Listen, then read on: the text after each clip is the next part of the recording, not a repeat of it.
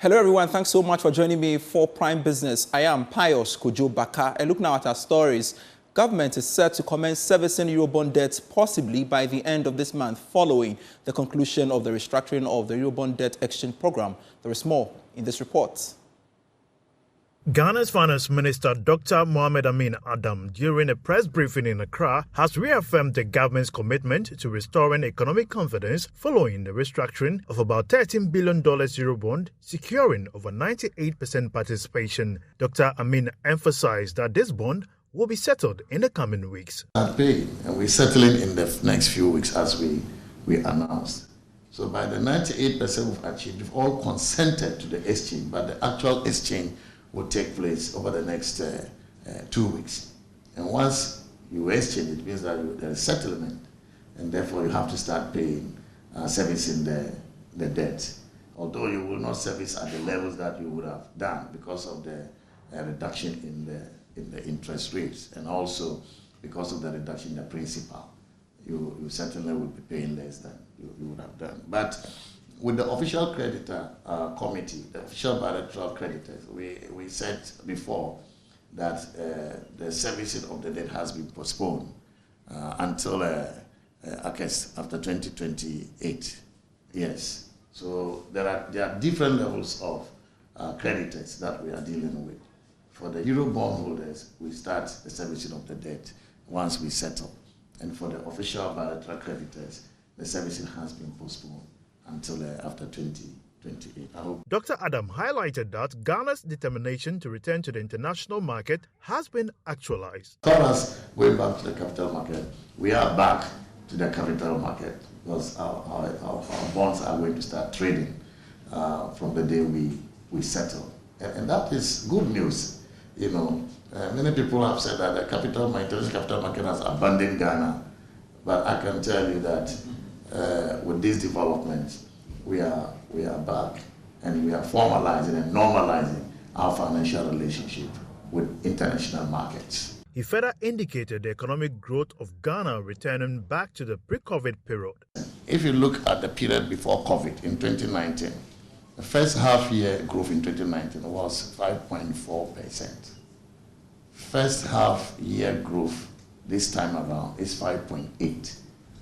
So our growth in the first half of this year is by 0.4 percentage point higher than what we recorded in the first half of 2019. And so we are safe to say that we are returning to the pre-COVID growth trajectory. And this is the kind of confidence Ghana's economic management has reflected. The IMF team is currently in Ghana assessing government's commitment under the Extended Credit Facility program and is expected to provide final review in the coming days. On the back of that, economist Professor Patrick Esuming is warning the conclusion of the Eurobond debt restructuring will have a dire consequence on the economy in the medium to long term. He fears, come 2026, government may struggle to service its Eurobond debts due to the nature of the bonds, arguing there are no clear strategies to service them. Reacting to the development, Professor Esuming stated it will be too early to start jubilating. That may probably have been part of it. Now, we are told that there's some subscription of about, is it 90% or so? 98%. So we need to know whether instead, because of this 90% subscription, whether we are going to save the initial amount that we were told that we will save. But I don't think in the short term, it sounds like it's good news for the economy. I don't think over the medium to long term, it's great news for the economy. If you look at the structure of the new bonds, the new Euro bonds, we are essentially just parking or pushing all our problems further down the line to 2026. I think what the hard work now begins. The government should come and convince us what we are going to do to ensure that when we get to full-scale payment in 2026, we will be ready. I think that's where the challenge is. So at the moment, yes, we are pushing our problems further down the line. Now the hard work begins. We want to hear what the plans are. What are the specific strategies we are going to put in place to ensure that come the time, or even including now that we have to start repaying, that we have the funds, especially the foreign currency, to repay. I think that's what Ghanaians want to hear. Away from the Eurobond debt exchange program, some oil marketing companies have started increasing prices of petroleum products at the pumps. Star Oil and Total Energies have taken the lead, adjusting prices at their various service stations across the country. George Yafe has more. There had been projections that prices of petroleum products should have witnessed some marginal reduction from the beginning of this month.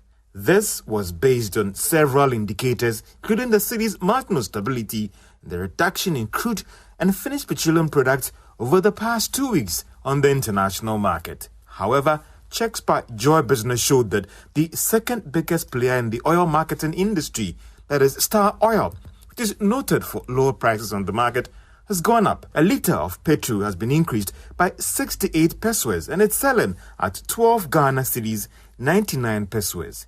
Diesel, on the other hand, has gone up by 73 pesos and is going for 13 Ghana cedis, 72 pesos. Another major player in the industry, that is Total Energies, selling a litre of petrol at 13 cedis, 75 pesos, whilst diesel is going for 14 Ghana cedis, 30 pesos. Some of these oil marketing firms have told Joy Business that they are reviewing their prices in line with the current spike in crude oil on the international market. But this has been described as interesting by some market watchers because the review in the first week of this month should have been guided by price movements some 2 weeks ago. Joy Business understands that more oil marketing firms are expected to review their prices in the coming days. But based on the current happenings in the Middle East, it looks like we are in for some significant spike when it comes to the prices of petroleum products. George Yafe found that report. Away from that, the Ghana Association of Restructuring and Insolvency Advisors, GEA, has appealed to the Chief Justice to establish a bankruptcy court to specifically deal with companies undergoing insolvency processes. GEA is of the view that the increasing number of companies going under insolvency has necessitated the court to prevent economic turmoil among institutional workers. Here is a report. As Ghana's insolvency landscape evolves, there is increasing recognition of the need for robust insolvency practices to ensure economic stability and growth. Effective insolvency management is crucial for maintaining the confidence of investors, creditors, and the business community. However, there remains a significant gap in the knowledge and application of insolvency laws and practices among stakeholders. Speaking at a 2-day Business Rescue 101 workshop in Accra, President of GEA, Felix Addo, noted that there is the need for Ghana to have a bankruptcy court to deal with issues of insolvency. So the institutional capacity building is so important. The next one is the judiciary. The law is new on our market. So judges, for example, are not quite in tune. Okay. In places like America, they have what we call bankruptcy courts. So it's a specialized division of the court system. Now in Ghana, we used to have commercial courts. I'm sure they are still there, but I don't think the focus is on specialized bankruptcy or insolvency issues. It's generic commercial, and that means that from contracts to sale of goods to anything relating to commercial, the judges are supposed to be an expert. Now, insolvency is a very complex subject area, and you cannot have one judge being a specialist in all these areas. So we are asking the CJ to look into creating a bankruptcy court with dedicated judges who will be trained and who will know and appreciate what insolvency issues are.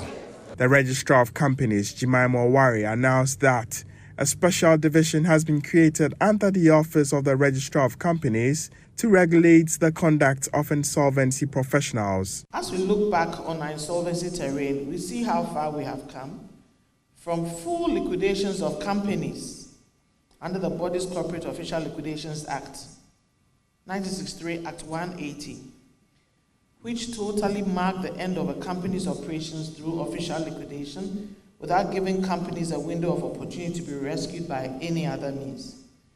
Act 180 ensured a company ceased to conduct business in liquidation with its assets sold or to settle outstanding debts And by this abrupt end of the company's operations, depending whether the company had enough assets, the creditors were paid off in specific order of priority. Employees, of course, were the worst off because invariably there wasn't much left for them. And so CERA, in addition to liquidations, however, has introduced this administration restructuring of companies into our regime. And it has also brought about the new division in our office, that is the Insolvency Services Division. The Ghana Enterprise Agency and the MasterCard Foundation, as part of moves to empower young Ghanaians through the Business in a Box project, have distributed some startup materials to beneficiaries in the Okaigwe Central District. There is more in this report. The Business in a Box program was launched by the Ghana Enterprise Agency and MasterCard Foundation to provide support for women-led businesses as well as businesses owned by persons with disability across the country. After several apprenticeship trainings, the agencies are providing these startup materials as another layer of government support to small and medium-scale enterprises. Chief Executive of the Ghana Enterprise Agency, Kosiyanke Aye, explains the importance of the project. Paying close attention to women for the first time, secondly to the youth, and thirdly to also persons with disability, for us to be very inclusive in the work that we've done. Today's program is a partnership between the Government of Ghana through the Ghana Enterprises Agency and the MasterCard Foundation. This partnership was set up because government decided that there was a need to really pay close attention to the youth of Ghana. And so what were the different programs that we had? We had the Youth Start Intervention, and we came up with a Business in a Box, where we were looking at if you had a pseudo box, what would be in that box that would support the youth of this nation to be able to start or do something? It was technical skills, really training and capacity development, and also tools that would be able to build them and grow them. Member of Parliament for Okaigwe Central and Chairman of the Parliamentary Select Committee on Finance, Patrick Boama, told Joy Business that this initiative is changing the economic landscape of the youth as it provides sustainable jobs for beneficiaries. It will help create job opportunities and sustain job opportunities for the youth in the area. We've been doing quite a few of these initiatives in the area. And we believe that with the support we are receiving from the Ghana Enterprise Agency and through the MasterCard Foundation and with my support, will go a long way to help support the youth. You could tell the excitement on their faces, and that is what we have to do. The GEA has done a lot. They are targeting over 250,000 of our youth. YEA has done quite a bit. I've also on my own done over 1,000 in my constituency. So hand in hand, we are all helping to create a good, sustainable job environment within the country. Over 200 trainees received essential startup kits, including sewing machines, hair dryers, ovens, cylinders, and makeup boxes. In a bid to tackle the rising unemployment among women and equip them with valuable skills for economic independence, over 100 women have successfully completed a free skilled training program designed to empower them with job opportunities. The initiative equipped participants with practical skills in soap making, floor cleaner production, ice cream making, and brown sugar production. Here's the Chief Executive Officer of GEA Empower Foundation, Samuel Eji. Can't do everything. They do their best, but we as people, we have to come together. I was born in the UK. But I'm from Ghana, my parents are from Ghana. Even though I wasn't born in Ghana, I can see everything that the common Ghanaian goes through. So I am a stepping stone from people from outside. Any person that sees this, I am a young individual, a young businessman who thought that, if I come with the initiative of helping, I can do a lot, but I believe that if everyone sees this and everyone comes, I like to collaborate with everyone that is ready to work, everyone that is ready to see the need of the people and push the agenda forward of helping people and giving them a great stepping stone to stand on, to help them, help their family, because we cannot just run away to Europe every time, because this is our country. We are black people, we are Africans. If we can build our country the way the people in the foreign lands build a country, everyone will be happy to run to this country. So that's what it's about, and this is just a stepping stone. And I want to inspire everyone that is here, everyone that sees this, that it is possible with the right people to come through and make a skills training. Because if me, myself can do one, imagine if I have 100 people with me. More on SME development. Director of Business Support and Policy at the National Entrepreneurship and Innovation Program, Franklin Owusu-Kakari, is calling for deliberate collaboration between African countries to remove trade barriers to enhance the entrepreneurial ecosystem in the sub-region. According to him, this will improve the capacity of entrepreneurs and help grow businesses. He was speaking at the Africa Startup Ecosystem Builders Summit. The Africa Startup Ecosystem Builders Summit focused on championing ecosystem building as an approach to economic development, as well as empowering individuals and communities to attain economic independence through entrepreneurial growth. The summit provided an avenue for players from other countries to share experiences aimed at improving collaboration. In an interview, Director of Business Support and Policy at the National Entrepreneurship and Innovation Program, Franklin Owusu-Kakari, said removing trade barriers between African countries is crucial for entrepreneurial growth. Within the African space, there have been a lot of discussions from the AU level, from ECOWAS level, on how we can bridge the gap to be able to harness our potentials as Africans. We've talked about a common market and all that. I can tell you for the past 20 years, we've been talking about one common currency. It has not materialized. African countries must be deliberate. If we're able to have these things, I don't need to carry cedi to Nigeria, to South Africa, or carry dollars, to South Africa. If we can have a common currency, it drives trade, it drives commerce, it drives innovation.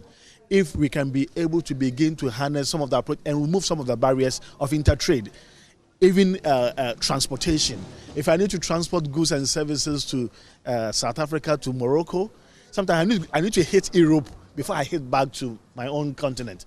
These are all areas. It has become a lot of talk over the years, but we believe that we can begin to now be deliberate. Convener of the Startup Ecosystem Builders Summit, Mark Kevin Ayaba, urged small businesses to leverage collaborations in order to expand. The power of collaboration is everything. This is the kind of relationship we want to create.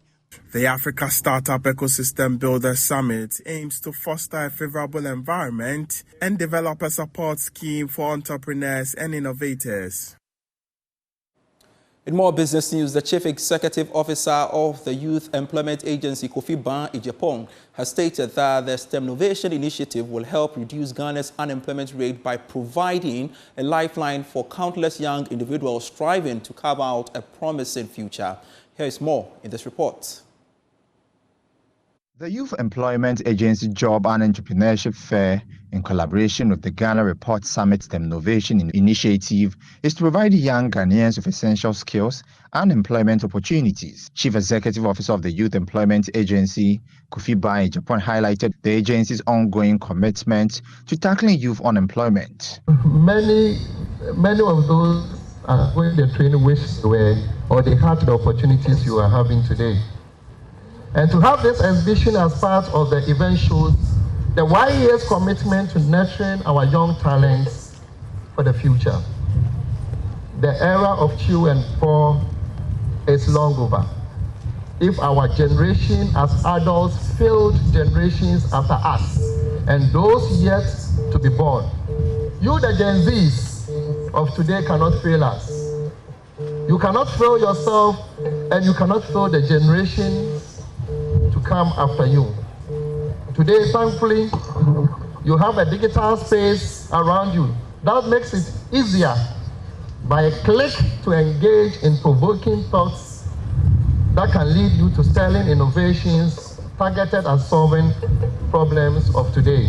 Coordinator for the Ghana Report Jobs and Entrepreneurship Fair, Adib Sani, stressed the need for a concerted effort to curb unemployment in Ghana. So, as part of the job fair, which has different components, you get a job either with the security services or other public sector organizations or even private entities. There are also skills training where people are trained in various skills, from soap making to local drinks making, CCTV installation, solar system installation. We have makeup artist training, and we have dressmaking as well. Then we have the STEM, where we've brought together second cycle and tertiary institutions. People have novel ideas, that they have actioned, but it's gathering dust because nobody has sponsored it. That is why we have decided that we call on these students with these innovations to come together.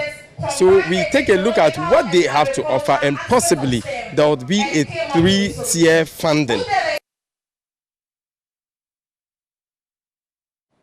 Before we go, Ghana leads West Africa in the implementation of a multinational enterprises declaration. This according to the International Labour Organization. Speaking to Joy Business at a breakfast meeting and the Ghana Investment Promotion Center, country representatives said the declaration is a means of balancing issues around trade with labor rights with the aim of promoting decent work with multinational enterprises working in Ghana. I want to recognize the very important leadership from the Ministry of Employment, Labor Relations and Pensions in terms of coordinating and really spearheading the implementation of the MNE declaration for multinational enterprises. Of course, this is a very important declaration that aims to promote responsible business conduct in Ghana. And also the purpose of this breakfast meeting here today is to go deeper into the MNE declaration and also articulate what it aims to achieve. I also want to say, the role also of the national focal point that is coordinating the implementation of this declaration has been very instrumental. The Ghana Investment Promotion Center has taken a leadership in ensuring a coordinated approach. I also want to recognize the role of the trade union in Ghana, the Ghana TUC, the GFL, as well as the Ghana Employers Association in creating and facilitating dialogue that will begin to see business and enterprises really committing and respecting workers' rights. That's it for Prime Business. I truly appreciate your time. I am Pius Kojo Baka. I want to recognize the